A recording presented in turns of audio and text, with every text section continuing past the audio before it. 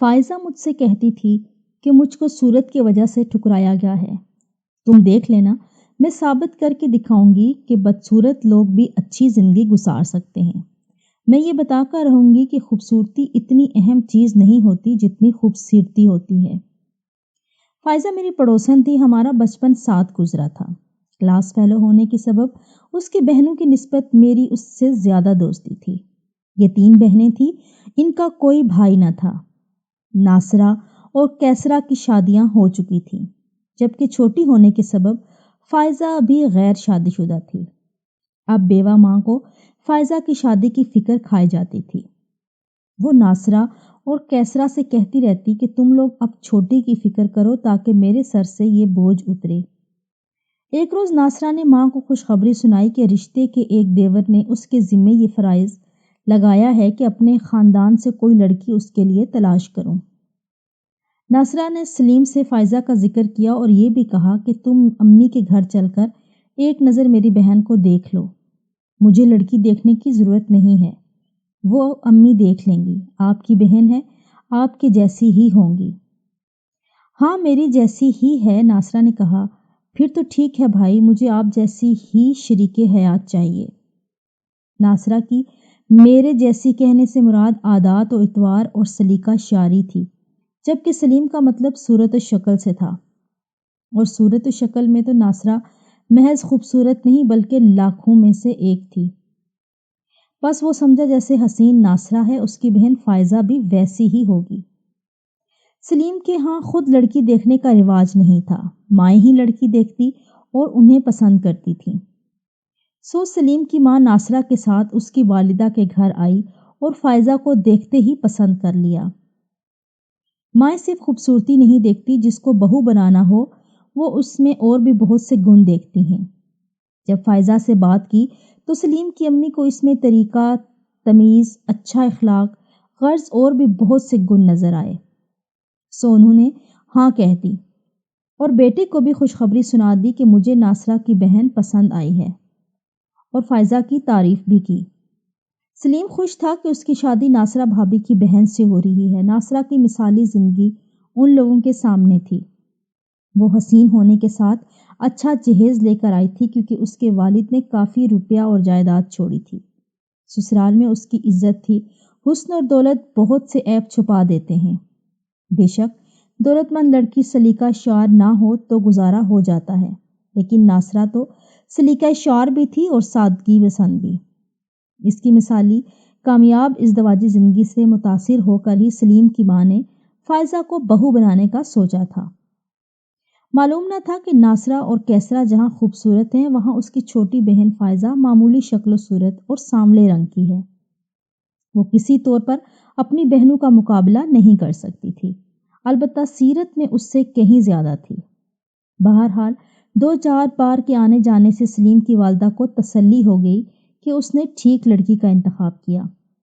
کچھ دنوں بعد شادی کی تاریخ طے کر دی گئی، چٹ منگنی اور پٹ بیاہ والی بات ہوئی۔ مگر شادی کی رات جو خوشیوں کی رات ہوتی ہے، سو فائزہ نے بھی اس رات بڑے سپنے دیکھ رکھے تھے، مگر اس کے سارے سپنے چکنا چور ہو گئے۔ سلیم نے گھونگھٹ اٹھاتے ہی پہلا سوال کیا، کیا تم بھابی ناصرہ کی بہن ہو؟ تم ان کے جیسی تو بالکل بھی نہیں ہو۔ ناسمجھی میں فائزہ نے سوالیہ نظروں سے دولہا کو دیکھا۔ وہ تو بہت خوبصورت ہیں، ان کی رنگت سرخ و سفید، اور تم تو ان کا بالکل الٹ ہو۔ کیا بہنوں کی شکل و صورت میں اتنا تضاد ہوتا ہے؟ دولہے کے اس سوالوں سے فائزہ کے نازک دل کو دھچکا لگا۔ وہ ضبط کر گئی۔ سلیم نے اس پر بس نہ کیا، کہنے لگا، پتہ نہیں میری ماں کو مجھ سے کیا دشمنی تھی، میں یہ سوچ بھی نہیں سکتا تھا کہ میرے لیے ایسی بیوی منتخب کریں گی۔ میں تمہارے ساتھ نہیں رہ سکتا، میرا اور تمہارا گزارا مشکل ہے۔ گویا کہ پہلی نظر دیکھ کر ہی اس نے اپنی شریک حیات کو رد کر دیا، بلکہ اپنی دلہن پر الفاظ کے پتھروں کی برسات کر دی۔ کچھ دیر پہلے جو خواب فائزہ دیکھ رہی تھی، سارے کانچ کے ٹکڑے ثابت ہوئے، ایسے ٹوٹ کر بکھرے کہ ان ٹکڑوں میں بھی ملنا مشکل ہو گیا۔ ضبط کی 1000 کوشش کے باوجود آنسو اس کی آنکھوں سے بہہ نکلے اور سارے خواب قطرہ قطرہ اشکوں کی شکل میں ٹپکنے لگے۔ وہ خاموشی سے یہ خزانہ لٹا رہی تھی اور سلیم کی زبان کسی زہریلے ناگ کی طرح اپنا کام کر رہی تھی۔ اس کی صورت پر فکرے اور اس کی رنگت پر طنز کے تیر فائزہ کی روح تک کو زخمی کر رہے تھے۔ تبھی وہ پھٹ پڑی تو بجائے اس کی دل جوئی کرنے کے وہ اٹھ کر کمرے سے باہر چلا گیا اور فائزہ ساری رات ارمانوں کی کانٹوں بھری سیج پر تنہا سسکتی رہی۔ بغیر کسی قصور اور گناہ کے وہ ذہنی اذیت کی سولی پر چڑھا دی گئی۔ صبح ہونے سے پہلے وہ کمرے میں واپس آ گیا تاکہ کسی کے جاگ جانے سے قبل اپنی دلہن کے پاس موجود ہو اور کوئی اسے غلط نہ سمجھ لے۔ دوسرے دن ولیمہ تھا۔ وہ سب سے ہنس ہنس کر باتیں کر رہا تھا جیسے رات کو کچھ ہوا ہی نہیں۔ فائزہ سوچتی رہ گئی کہ مرد اتنے ظالم اور سفاک بھی ہوتے ہیں کیا؟ میری زندگی تباہ کر کے میرے ارمانوں کا گلا گھونٹ کر وہ کس طرح چہرے پر مسکراہٹ سجائے ہوئے ہے اور سب سے ہنس ہنس کر مل رہا ہے۔ ایک مہینہ خاموشی سے گزر گیا۔ فائزہ بہت بہادر لڑکی تھی۔ اس نے ہر طرح سے حالات کا مقابلہ بڑی سمجھداری سے کرنے کی ٹھان لی تھی، لیکن ساس نے محسوس کر لیا کہ کوئی گڑبڑ ضرور ہے۔ اس نے بہو سے پوچھا کہ تم لوگ اتنے کھینچے کھینچے کیوں رہتے ہو؟ یہ سوال آپ سلیم سے پوچھ لیں۔ ماں کا شک یقین میں بدل گیا۔ شام کو جب سلیم گھر آیا، ماں نے اپنے کمرے میں بلا کر اس سے پوچھا، تم کچھ اکھڑے اکھڑے سے رہتے ہو، بیوی کے ساتھ بھی تمہارا رویہ پھیکا پھیکا سا ہے، کیا بات ہے؟ فائزہ نے کچھ کہہ دیا ہے یا اس سے کوئی غلطی ہو گئی ہے؟ اگر کوئی ایسی بات ہے تو تم مجھے بتاؤ، میں اسے سمجھا دوں گی۔ ماں، وہ ہرگز مجھے قبول نہیں ہے۔ آپ نے میرے ساتھ زیادتی کی ہے۔ سارے جہاں میں میرے لیے آپ کو یہی لڑکی ملی تھی۔ اپنے اکلوتے بیٹے کے آنگن میں اتارنے کے لیے میرے لیے یہی چاند رہ گیا تھا۔ اگر کوئی اس سے بھی زیادہ حبشی شکل مل جاتی تو کیا اس کو بہو بنا لیتی آپ کی پسند کو میں اس قدر گیا گزرا نہیں سمجھتا تھا۔ میں نے آپ پر بھروسہ کیا، میرا اعتماد مجھے لے ڈوبا۔ کم از کم اس کی رنگت پر تو غور کر لیا ہوتا۔ کیا مطلب ہے تمہارا؟ کیا ہوا ہے فائزہ کو؟ اتنی اچھی تو ہے، آج کل کے دور میں اتنی سلیقہ شعار لڑکیاں ڈھونڈنے سے بھی نہیں ملیں گی۔ صورت ہی سب کچھ نہیں ہوتی بیٹے، یہ ایسی لڑکی ہے جو تمہارے گھر کو جنت بنا دے گی۔ مجھ کو نہیں چاہیے ایسی جنت، تم اس کو کیوں ٹھکرا رہے ہو؟ آخر اس کا کیا قصور ہے؟ تو میرا کیا قصور ہے؟ میں تو ناصرہ بھابھی کو اپنا آئیڈیل مانتا تھا۔ مجھے کیا خبر تھی کہ ان کی سگی بہن اتنی گئی گزری ہوگی۔ میں اس کالی کلوٹی کے ساتھ کیسے گزارا کروں؟ اسے دیکھ کر میرا دل خوش نہیں ہوتا تو میں کیا کروں؟ اس میں تو ناصرہ بھابھی کے جیسی ایک بھی ادا نہیں۔ یہ تو عجب ہی چیز ہے، مٹی کے مادھو جی۔ اس کو نہیں رکھ سکتا میں اسے طلاق دے دوں گا۔ بیٹے کے منہ سے یہ الفاظ سن کر سلیم کی ماں سکتے میں آ گئی۔ خبردار جو طلاق کا نام بھی لیا۔ ہمارے خاندان میں آج تک ایسا نہیں ہوا جس سے شادی ہوئی نباہ کیا۔ تم کو بھی اپنے خاندان کی رواجوں کی حفاظت کرنا ہوگی۔ اگر ہمارے خاندان میں طلاق نہیں ہوئی ہوتی، خود سنبھالیے اپنی اس بہو کو، میں یہاں سے چلا جاؤں گا۔ آپ خود اپنے اس خوبصورت بہو کے ساتھ رہیں۔ یہ کہہ کر سلیم اپنے کمرے میں چلا گیا۔ جب اس نے گھر چھوڑنے کی دھمکی دی تو ماں سچ میں پریشان ہو گئی۔ بہت عرصہ قبل وہ بیوہ ہو گئی تھی، انہیں بیٹوں کے سہارے بیوگی کاٹی تھی۔ دوسری شادی کا کبھی سوچا بھی نہیں۔ سوائے دعا کے وہ کیا کر سکتی تھی کہ خدا سلیم کو ہدایت دے اور اس کے دل میں فائزہ کے لیے محبت پیدا کرے۔ سلیم نے فائزہ سے دوری قائم رکھی۔ ساس ہر وقت فائزہ ہی کو سمجھاتی رہتی کہ بیٹی تم صبر کرو، اللہ تمہاری زندگی میں بہتری پیدا کرے گا، تم بس سلیم کے سارے کام اپنے ہاتھوں سے کیا کرو، آخر ایک دن وہ تمہارا ہو جائے گا۔ فائزہ نے ساس کی بات مان لی۔ وہ شوہر کے تمام کام اپنے ہاتھوں سے کرتی، ساس کی خدمت کرتی، ایک بیٹی کی طرح ان کا خیال رکھتی، مگر وہ سلیم کا دل نہ جیت سکی، اس کو خود سے محبت کرنے پر مجبور نہ کر سکی۔ سلیم کی بے رخی اٹل تھی۔ ایک دن کچھ مہمان آئے ہوئے تھے، سلیم ان کے ساتھ بیٹھا تھا۔ کہا چائے بنا کر مہمانوں کو دو۔ اس نے حکم کی تعمیل کی۔ اس نے مہمانوں کے سامنے کیک، سموسے اور چائے رکھی۔ جب سلیم کے سامنے پلیٹ رکھی تو اس نے اٹھا کر پرے پھینک دی اور کہا کہ یہ صاف نہیں ہے۔ حالانکہ پلیٹ صاف تھی اور اس کی اس اہانت کرنے کے سب کے سامنے اس نے ایسا کیا۔ شرمندگی کے مارے فائزہ کی آنکھوں میں آنسو آ گئے اور اپنے کمرے میں آ گئی۔ آج تو آنکھوں سے نہ تھمنے والی جھڑی لگ گئی تھی، اس کے آنسو پوچھنے والا بھی کوئی نہیں تھا۔ تکیے کو ہمراز بناتے ہوئے سارے آنسو اس کے سپرد کرتی رہی۔ پتہ نہیں رات کے کس پہر نیند نے آ کر اس کو اذیت سے نجات دلا دی۔ مہمانوں کے جانے کے بعد سلیم بھی گھر سے چلا گیا اور ساری رات واپس نہ آیا۔ ماں اب سلیم کے اس رویے پر کڑ کڑ کر بیمار رہنے لگی۔ جب بیٹے کو سمجھاتی تو وہ الجھ پڑتا، کہتا کہ اگر زیادہ تنگ کریں گی تو اسے طلاق دے کر چلتا کروں گا۔ میری شرافت ہے کہ نہ چاہتے ہوئے بھی اس کو گھر میں رکھا ہوا ہے۔ ماں اس کو سمجھاتی بھی کہ بیٹا دل کی آنکھیں کھول کر دیکھو، فائزہ ہیرا ہے اور ہیرے کی قدر کرنا سیکھو۔ تم کیوں عارضی چمک دمک والی چیزوں کی طرف بھاگتے ہو؟ سلیم ماں کو ہی جھڑک دیتا، تب وہ خود کو ان دو زندگیوں کا بربادی کا مجرم سمجھنے لگتی۔ اسی طرح اذیت سہتے ہوئے فائزہ کو 8 ماہ کا عرصہ گزر گیا۔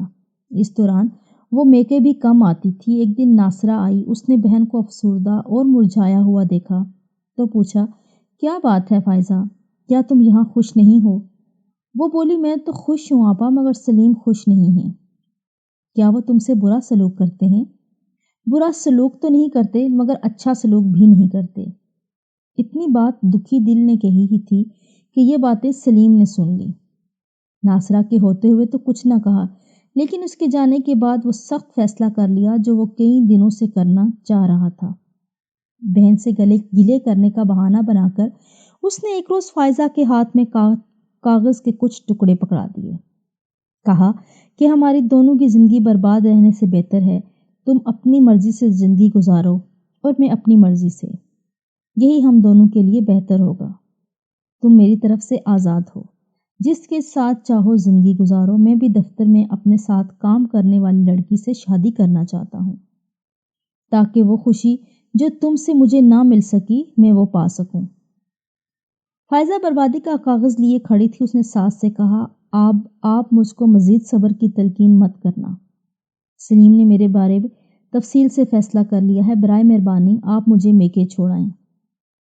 ساس اس کے یہ الفاظ سن کر رو پڑی، اسے گلے لگایا، بولی، بیٹی مجھے معاف کر دینا، میں تو تمہارے لیے اچھا سوچا تھا لیکن سب برا ہو گیا۔ ساس نے دعائیں دے کر اس بدنصیب لڑکی کو بالآخر رخصت کر دیا۔ فائزہ جب روتی ہوئی ماں کے دروازے پر واپس آ گئی، جب ماں کو اس نے طلاق کے کاغذات دکھائے تو وہاں ایک کوہرام مچ گیا۔ بجائے سلیم کو برا بھلا کہنے کے دونوں بہنوں نے اسے ہی دوش دیا، برا بھلا کہا، قصوروار ٹھہرایا کہ تمہارا ہی رویہ صحیح نہ ہوگا جو تمہارے شوہر نے اتنا بڑا قدم اٹھا لیا۔ اس نے تو چاہت سے شادی کی تھی۔ وہ خاموشی سے سب کی باتیں سنتی، سوچ رہی تھی کہ یہ اذیت قابل برداشت ہے یا جو اپنوں سے مل رہی ہے، یا وہ اذیت کا سمندر جس کو میں پار کر کے آئی ہوں۔ کسی نے اس کو گلے لگایا، نہ ہی تسلی دی۔ شام کو میں جب اس کے گھر گئی تو وہ مجھ سے گلے لگ کر پھوٹ پھوٹ کر روئی۔ اس کے ضبط کے سارے بندھن ٹوٹ گئے۔ میں اس کو تسلی کیا دیتی کہ وہ خود مجھ سے زیادہ سمجھدار اور حوصلہ مند تھی۔ میں ان دنوں ایک سلائی سینٹر میں ٹریننگ لے رہی تھی۔ اس نے میرے ساتھ سینٹر میں داخلہ لے لیا، حالانکہ اس کو یہاں داخلہ لینے کی قطعاً ضرورت نہیں تھی۔ وہ بہت اچھی سلائی پہلے سے جانتی تھی۔ ٹیچر اس کے ہاتھ کی سلائی دیکھ کر دنگ رہ جاتی۔ فائزہ نے ڈپلومہ مکمل کر لیا۔ میں اس لڑکی کے مضبوط اعصاب اور ہمت کی داد دیتی ہوں۔ اس نے ایف اے کے بعد پڑھائی چھوڑ دی تھی، تعلیم مکمل کی، آئی ٹی کا کورس کیا اور ساتھ اپنا بوتیک بھی شروع کر دیا۔ جلد ہی اس کی بوتیک کی شہرت ہو گئی۔ ہمارے محلے کا ایک نوجوان سعد امریکہ سے آیا ہوا تھا۔ اس نے بوتیک کی شہرت سنی تو اپنی خالہ سے کہا، مجھ کو فائزہ کا کام دیکھنا ہے۔ جب اس کی بوتیک کے کپڑے دیکھے تو آرڈر پر کچھ گارمنٹس بنوائے اور وہ ان کو امریکہ لے گیا جہاں اس کا بزنس تھا۔ وہاں ان کے کپڑوں کی خوب پذیرائی ملی۔ سعد نے فائزہ کو مزید آرڈر دے کر بہت سے گارمنٹ حسب منشا بنوا لیے۔ اس شخص کی قسمت کھل گئی، اس کا بزنس چل پڑا۔ بہت منافع پر فائزہ کے بنائے ہوئے لباس وہاں بکتے تھے اور ڈیزائن بے حد پسند کیے جاتے۔ اس بار وہ آیا تو اس نے فائزہ کو شادی کی آفر کر دی، جس کو اس نے قبول کر لیا۔ سعد سے شادی کر کے وہ امریکہ چلی گئی۔ وہ 6 سال بعد پاکستان آئی۔ جب مجھ سے ملی تو میں اس کو خوش دیکھ کر نہال ہو گئی۔ اس کا شوہر اس سے بہت پیار کرتا۔ آج فائزہ کے پاس کسی شے کی کمی نہیں ہے۔ سچ ہے کہ ہیرے کی قدر جوہری ہی جانتے ہیں۔ فائزہ کے تعاون سے سعد کا بزنس ترقی کر چکا ہے۔ دونوں خوش و خرم زندگی گزار رہے ہیں۔ اس نے یہ ثابت کر دیا کہ انسان تدبیر کرے اور ہمت نہ ہارے تو وہ اپنی منزل پا سکتا ہے۔ ادھر سلیم نے اپنی پسند کی شادی کر لی۔ اپنی ساس کو اس نے 1 مہینہ بھی ٹکنے نہ دیا۔